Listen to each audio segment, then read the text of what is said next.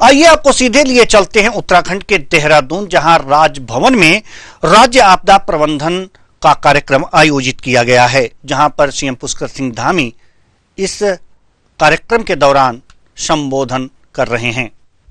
को दर्शाने वाली कॉफी टेबल बुक का विमोचन करने के साथ ही आपदा प्रबंधन के क्षेत्र में जो नवाचार हो रहे हैं, जैसा अभी राजकुमार नेगी जी यहाँ से प्रेजेंटेशन हम सब लोग देख रहे थे कि कितने हमारे यात्री आए हुए हैं, कहाँ पर क्या स्थिति है, वो सभी उस चीजों को अपडेट करने में नवाचारों को बढ़ावा देने के लिए जो डैशबोर्ड है उसका आज लोकार्पण हुआ है। भाइयों बहनों, पिछले वर्ष जो आपदा आई और वो समय था चारधाम यात्रा का भी समय था। जैसा अभी सौरभ जी ने कहा कि वास्तव में बहुत कठिन समय था और ऐसा भी लग रहा था कि जो है कि यात्रा दोबारा कैसे शुरू होगी। बड़ा कठिन समय था और रात को पूरी रात भर हमारे सुमन जी और श्री विनय शंकर पांडे जी, हमारे जो है पूरे आपदा प्रबंधन की टीम, हमारे गृह मंत्रालय की टीम और जिला एडमिनिस्ट्रेशन, वहां के जिलाधिकारी, पूरी उनकी टीम, पूरे रात भर हम लोग, मुझे ध्यान है कि 4-5 बजे तक मैं भी लगातार इनके संपर्क में रहा और प्रातःकाल 8 बजे उस दिन हमारा एक यहाँ मैंने जो है पीडब्ल्यूडी डिपार्टमेंट की समीक्षा बैठक रखी हुई थी और इतनी बड़ी आपदा आ गई तो हमने तुरंत जो है उस बैठक को स्थगित किया। सतपाल महाराज जी का मुझे फोन आया कि बैठक में कितने बजे आना है लक्ष्मी जी, तो मैंने उनको कहा कि अब आज बैठक नहीं कर पाएंगे और आज हम लोग जो है यहाँ से सीधे केदारनाथ जी में जाएंगे। और भरत चौधरी जी को भी मैंने फोन मिलाया तो ये भी देहरादून में थे उस दिन, तो मैंने कहा आप भी तैयार हो जाइए और सीधे आप जो है हेलीपैड पर आइए। और हम लोग यहाँ से सीधे पहले गए घनसाली क्षेत्र में, गुत्तू क्षेत्र में बड़ी आपदा आई थी, वहाँ भी और बड़ा दर्दनाक था। वहाँ भी होटल चलाने वाले एक परिवार के दंपत्ति पूरी आपदा की चपेट में आ गए और पूरा का पूरा सब कुछ वहाँ तबाह हो गया। बहुत बुजुर्ग माता थी, उनके बेटे और बहू दोनों ही एक साथ जो है उस आपदा में उनका वो लापता हो गए उसमें। और माताजी को पता भी नहीं था, माताजी को पता भी नहीं था, उनको आप बताए कौन घर में जाकर। मैं वहां पहुंचा और सतपाल महाराज जी भी थे, भरत चौधरी जी भी थे, हम लोग थे और उस क्षेत्र की काफी सारी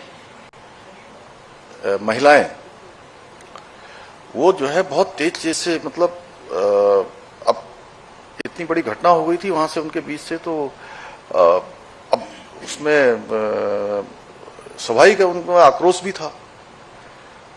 तो अब वो मेरे को मिलना चाहती थी, तो हमारे एडमिनिस्ट्रेशन के लोगों को लगा कि अब पता नहीं क्या करेंगे मुख्यमंत्री जी को। अब ये लोग चंद्रशेखर जी, ये बड़ा वैसा मामला है। और वो जब हम गाड़ी की तरफ जाने लगे तो मुझे सबने कहा कि साहब गाड़ी में बैठिए, गाड़ी में बैठिए।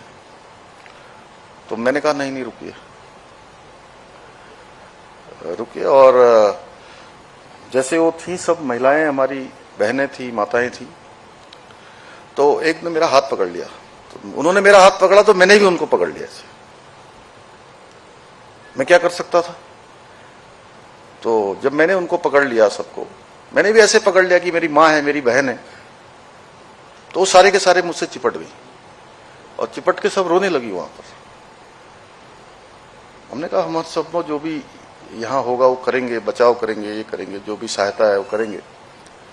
लेकिन बड़ा भावुक कर देने वाला क्षण था।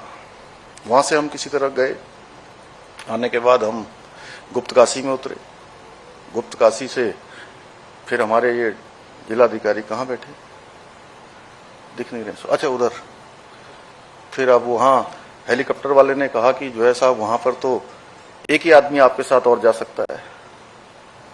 तो मैंने कहा चलो सब, लेकिन ये दिखाएगा कौन, क्या दिखाएगा। थोड़ा हम लोग चाहते थे कि भाई मीडिया के माध्यम से भी ये चीज़ें आ जाएं कि यहाँ पर ये बचाव का काम चल रहा है या हम लोग यहाँ आ गए हैं। खैर सौरभ, डॉक्टर सौरभ ने कहा, ये डॉक्टर भी हैं, सब लोग जानते ही होंगे इनके बारे में।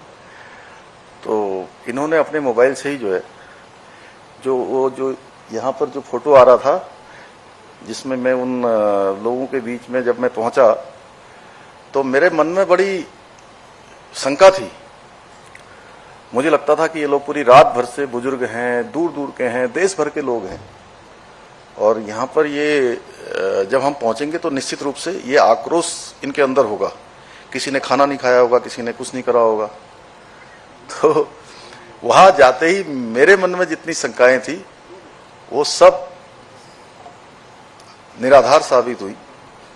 सारी शंकाएं मेरी, उनका समाधान हो गया। हमको देखते ही जो है वो सब नारे लगाने लगे। तो और मैंने उनको कहा हम आ गए हैं, हम आपको निकालेंगे, हम करेंगे जो भी बचाव। लेकिन उन्होंने कहा कि नहीं, हमें पूरा भरोसा है, आप हमको निकाल लेंगे। और सबसे बड़ी बात ये थी कि एक ने भी जो है, किसी ने भी हमको जो है कुछ ऐसा नहीं कहा कि जिससे ऐसा लगे कि उनके मन में कुछ है। हालांकि कुछ लोगों को दवाइयां चाहिए थी, कुछ थी।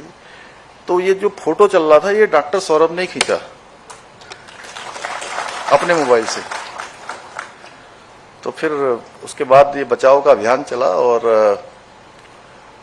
लगभग कितने लोग निकले होंगे सौरभ, एग्जैक्ट क्या फिगर है आपके पास? हम लोगों ने 15,000 से ज्यादा और बड़ी संख्या में हेली से भी लोगों को निकाला, बड़ी संख्या में, और लगातार निकालते रहे। और उसके बाद लगातार अपडेट, लगातार हम उस क्षेत्र में जाना, हमने जाकर वहां पर समीक्षा बैठक करना, और इतनी जल्दी फिर से यात्रा शुरू हुई वहां पर।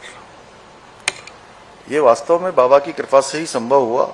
और इसमें हमको जहां हमारे आदरणीय राज्यपाल महोदय का लगातार मार्गदर्शन मिलता रहा, वहीं आदरणीय प्रधानमंत्री जी का भी लगातार, और आदरणीय गृह मंत्री जी का विशेष रूप से, कि उन्होंने कहा कि किसी भी तरह से अभी यात्रा का सीजन है, आप लोग कोशिश करिए कि यात्रा फिर से प्रारंभ हो जाए। और बाबा की कृपा हुई और यात्रा चली। और पहले चरण में जो यात्रा को लेकर अनेक प्रकार की लोगों के मन में कुछ प्रश्न थे, हमने कोशिश करी कि दूसरे, जो हमारी यात्रा का दूसरा चरण चला, उनका समाधान हम करें। हमने समाधान किया। और अनेक अनेक स्थानों पर जो संपर्क मार्ग हमारे, लगभग 29 स्थानों पर संपर्क मार्ग पूरी तरह से ध्वस्त हो गए थे, पुल ध्वस्त हो गए थे, भूस्खलन हो गया था, उन सभी को फिर से हमने प्रारंभ किया। और जो हमारे टेंट वाले लोग थे,